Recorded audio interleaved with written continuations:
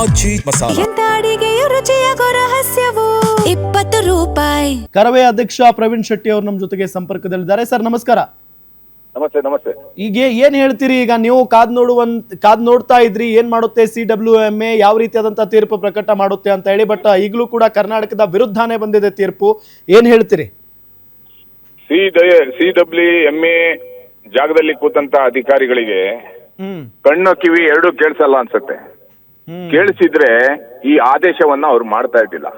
Correct. ನಮ್ಮ ಕರ್ನಾಟಕದ ರೈತರು 2 ತಿಂಗಳಿಂದ ನೀರನ್ನು ಕೇಳ್ತಾ ಇದ್ರು. ಆದ್ರೆ ಇಲ್ಲಿ ತನಕ ಕರ್ನಾಟಕದ ರೈತರಿಗೆ ನೀರನ್ನೇ ಕೊಟ್ಟಿಲ್ಲ ನಮ್ಮ ಸರ್ಕಾರ. ತಮಿಳ್ನಾಡಿನವರು ಕೃಷಿಗೆ ನೀರನ್ನ ಕೇಳ್ತಾ ಇದ್ದಾರೆ. ನಾವು ಬೆಂಗಳೂರು ಜನ ಕುಡಿಲಿಕ್ಕೆ ನೀರನ್ನ ಕೇಳ್ತಾ ಇದ್ದೀವಿ. ನೀರಿಲ್ಲ, ಡ್ಯಾಮಲ್ಲಿ ನೀರಿಲ್ಲ, ಮಳೆ ಬಂದಿಲ್ಲ, ಬರ ಇದೆ, ಸರ್ಕಾರನೇ ಆದೇಶ ಮಾಡಿದೆ, ಅನೇಕ ಜಿಲ್ಲೆಗಳಲ್ಲಿ ಬರ ಇದೆ ಅನ್ನುವಂತ ಮಾತನ್ನ ಹೇಳಿದೆ. ಇಂಥ ಸಂದರ್ಭದಲ್ಲಿ ನಮ್ಮ ಅಧಿಕಾರಿಗಳು, ನಮ್ಮ ರಾಜಕಾರಣಿಗಳು, ನಮ್ಮ ಲೋಕಸಭಾ ಸದಸ್ಯರು ಒಟ್ಟಾರೆ ಸೇರಿ ಇವತ್ತು ಕನ್ನಡಿಗರ ಹೊಟ್ಟೆಗೆ ಮಣ್ಣನ್ನು ಹಾಕುವಂತ ಕೆಲಸವನ್ನ ಮಾಡಿದ್ದಾರೆ ಅಂದ್ರೆ ತಪ್ಪಾಗಲ್ಲ ಅನ್ಸುತ್ತೆ.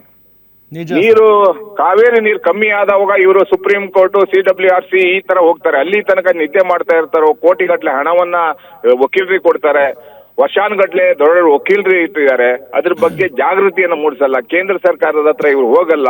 ಒಟ್ಟಾರೆ ಸರ್ವ ಪಕ್ಷಗಳ ನಿಯೋಗವನ್ನ ಕರ್ಕೊಂಡು ಪ್ರಧಾನಿಯವರ ಬಳಿ ಹೋಗಿ ಮಧ್ಯಸ್ಥಿಕೆಗೆ ಪ್ರಧಾನಿಯವರನ್ನ ಕರ್ತರ್ಬೇಕಾಗತ್ತೆ.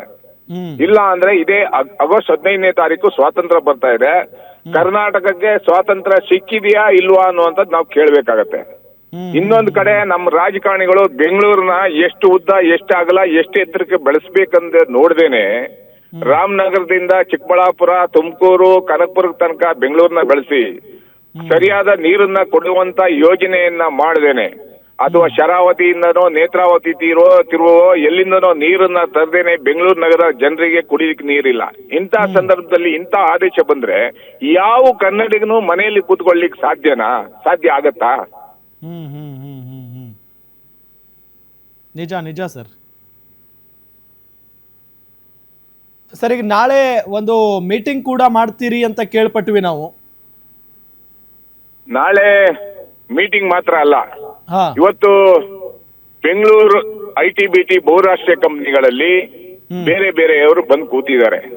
ಬೆಂಗಳೂರಲ್ಲಿ ರಿಯಲ್ ಎಸ್ಟೇಟ್ ಮಾಫಿಯಾ ಮಾಡಿದಂತ ಒಬ್ಬ ಚಿತ್ತೂರು MLA ಬೆಂಗಳೂರಿನ ಬೆಳೆಸಿದ್ದು ನಾವು ಅಂತ ಹೇಳ್ತಾರೆ. ಒಂದ್ ಕಡೆ ಕನ್ನಡಿಗರಿಗೆ ಉದ್ಯೋಗ ಇಲ್ಲ, ಒಂದ್ ಕಡೆ ನೀರಿಲ್ಲ. ಒಂದ್ ಕಡೆ ಮುಖ್ಯಮಂತ್ರಿಗಳು ಮೇಕೆದಾಟು ಯೋಚನೆ ಮಾಡ್ತೀನಿ ಅಂತ ಹೇಳಿ ಪಾದಯಾತ್ರೆ ಮಾಡಿ ಅಧಿಕಾರಕ್ಕೆ ಕಾಂಗ್ರೆಸ್ ಪಕ್ಷವನ್ನ ತಂದ್ರು. ಮೇಕೆದಾಟು ಶಂಕುಸ್ಥಾಪನೆ ಆಗಿಲ್ಲ. ಅದಕ್ಕಾಗಿ ಈ ಕೂಡಲೇ ಮುಖ್ಯಮಂತ್ರಿಗಳು ಬಂಗಾರಪ್ಪನವರ ರೀತಿ ಸುಗ್ರೀವಾಜ್ಞೆಯನ್ನ ತರುವುದ್ರ ಮುಖಾಂತರ ನೀರ್ ನಿಲ್ಲಿಸುವಂತ ಕೆಲಸವನ್ನ ಮಾಡ್ಬೇಕನ್ನುವಂತ ಒತ್ತಾಯವನ್ನ ಮಾಡ್ತಾ ಇದ್ದೀನಿ.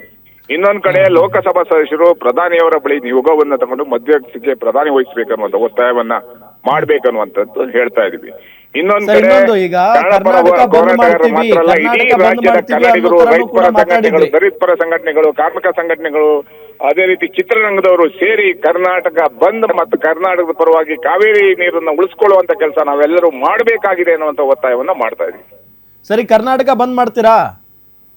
ಖಂಡಿತವಾಗ್ಲೂ ನಾವು ಮಾಡೋದಲ್ಲ, ಇಡೀ ಕನ್ನಡಿಗರೇ ಬಂದ್ ಮಾಡ್ತಾರೆ. ಕಾವೇರಿ ನೀರು ಬರೀ ಹೋರಾಟಗಾರರು ಮಾತ್ರ ಕುಡಿಯುವಂತದ್ದಲ್ಲ.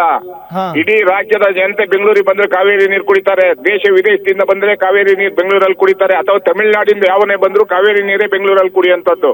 ಆದ್ರಿಂದ ಕನ್ನಡಿಗರ ಜೀವ ನದಿ ಕಾವೇರಿ, ಅದನ್ನ ಉಳಿಸ್ಕೊಳ್ಳುವಂತ ಕೆಲಸ ಪ್ರತಿಯೊಬ್ಬ ಕನ್ನಡಿಗನು ಮಾಡ್ತಾನೆ. ಬಂದ್ ಆಗತ್ತೆ, ಈ ರಾಜ್ಯದಲ್ಲಿ ಯಶಸ್ವಿ ಬಂದ್ ಆಗತ್ತೆ. ಕೇಂದ್ರ ಸರ್ಕಾರದ ಕಣ್ ತೆರೆಸುವಂತ ಕೆಲಸ ನಾವು ಮಾಡ್ತೀವಿ ಅನ್ನುವಂತ ಎಚ್ಚರಿಕೆಯನ್ನು ಕೊಡ್ತಾ ಇದ್ದೀವಿ. ಯಾವಾಗ ದಿನಾಂಕ ನಾನು ಒಬ್ಬನೇ ಹೇಳಕ್ಕಾಗಲ್ಲ. ಎಲ್ಲ ಸಂಘಟನೆಗಳು, ಎಲ್ಲ ಹಿರಿಯರ ಮಾರ್ಗದರ್ಶನದ ಮೇಲೆ ಕಿರಿಯರು ಸೇರಿ ಬಂದನ್ನ ಯಶಸ್ವಿ ಮಾಡ್ತೀವಿ. Yes sir. Thank you so much Guarantee News ಜೊತೆಗೆ ಮಾತನಾಡಿದ್ದಕ್ಕೆ.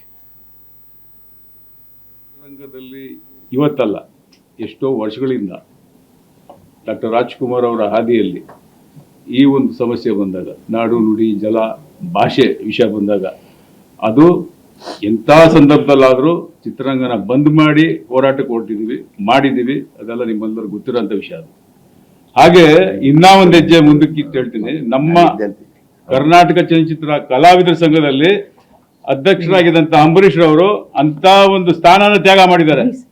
ದಯವಿಟ್ಟು ಅರ್ಥ ಮಾಡ್ಕೊಳ್ಳಿ. ಅಂತ ಒಂದು ಸ್ಥಾನನ ತ್ಯಾಗ ಮಾಡಿ ಸ್ಪಾಟಲ್ಲಿ ರಿಸೈನ್ ಮಾಡಿಬಿಟ್ಟು ಬಿಸಾಕ್ ಬಂದಿರೋ ಅಂತ ಒಂದು ಸಚಿವ ಸ್ಥಾನನ ಬಿಟ್ಟು ಬಂದಂತವ್ರು. ಅವ್ರನ್ನೆಲ್ಲ ನಾವು ಅವ್ರ ಮಾರ್ಗದರ್ಶನದಲ್ಲಿ ನಡೀತಾ ಇದ್ದೀವಿ. ದಯವಿಟ್ಟು ಯಾವುದೇ ಅನುಮಾನ ಬೇಡ.